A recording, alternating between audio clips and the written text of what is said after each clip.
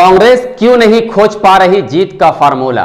नमस्कार, मैं मुशफिक खान और आप देख रहे हैं न्यूज़ 14 भारत। आज इसी पर बात करेंगे कि पिछले 10 सालों में कांग्रेस के 3 राष्ट्रीय अध्यक्ष बदले गए, 2 संगठन महामंत्री की भी छुट्टी हुई, लेकिन बीजेपी के विजय रथ को ध्वस्त करने में नाकाम क्यों हो रही कांग्रेस, जिसका सिलसिला 2013 में मध्य प्रदेश, राजस्थान और छत्तीसगढ़ विधानसभा चुनाव से ही शुरू हुआ था। तब राहुल गांधी ने कांग्रेस के लिए जीत का फार्मूला खोजने का दावा किया था, लेकिन 10 साल बाद भी पार्टी जीत का फार्मूला नहीं खोज पाई है। हालांकि कांग्रेस की 3 रिव्यू कमेटी की रिपोर्ट भी आई है, लेकिन पार्टी ने नजरअंदाज करती गई। 2014 के लोकसभा चुनाव में हार के बाद सोनिया गांधी ने ए.के. एंटोनी की अध्यक्षता में एक कमेटी का गठन किया था। कमेटी ने अपनी रिपोर्ट में दिशाहीन कैंपेन, संगठन में गुटबाजी और बड़े नेताओं के चुनावी रणनीति को हार के लिए जिम्मेदार ठहराया, लेकिन हुआ कुछ नहीं। अगर इससे पहले की बात करें तो 1989 में हार के बाद उमाशंकर दीक्षित की रिपोर्ट को कांग्रेस कार्य समिति के सामने पेश किया गया था, लेकिन सत्ता मिलते ही पार्टी इस रिपोर्ट को भूल गई, जिससे कांग्रेस का जनाधार लगातार गिरता गया। फिर 2022 में यूपी, पंजाब समेत 5 राज्यों में पार्टी चुनाव हारी, जिसके बाद राजस्थान के उदयपुर में चिंतन शिविर लगी, जिसे उदयपुर डिक्लेरेशन कहा जाता है।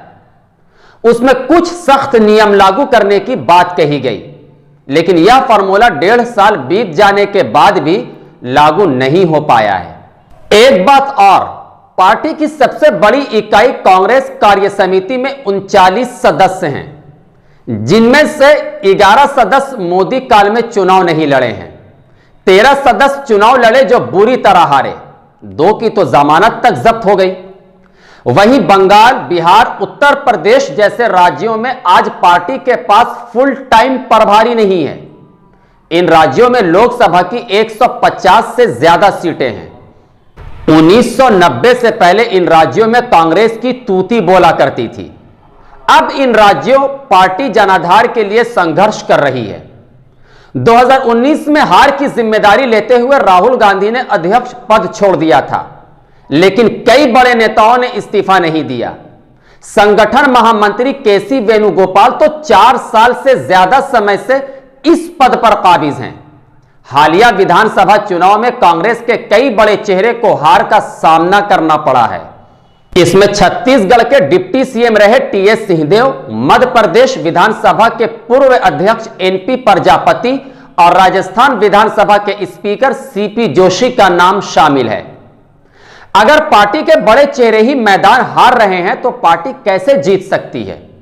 और आगे तो ऐसा लग रहा है जैसे एक तरफ बीजेपी नेतृत्व आत्मविश्वास से लबालब है, तो दूसरी तरफ कांग्रेस के पास कोई ठोस योजना नहीं दिख रही है। यानी कांग्रेस फिर से एक बार 2014 वाली स्थिति में पहुंचती दिख रही है। आपको यह खबर कैसी लगी, कमेंट बॉक्स में जरूर बताएं, और हां, लाइक सब्सक्राइब करना ना भूलें। नमस्कार।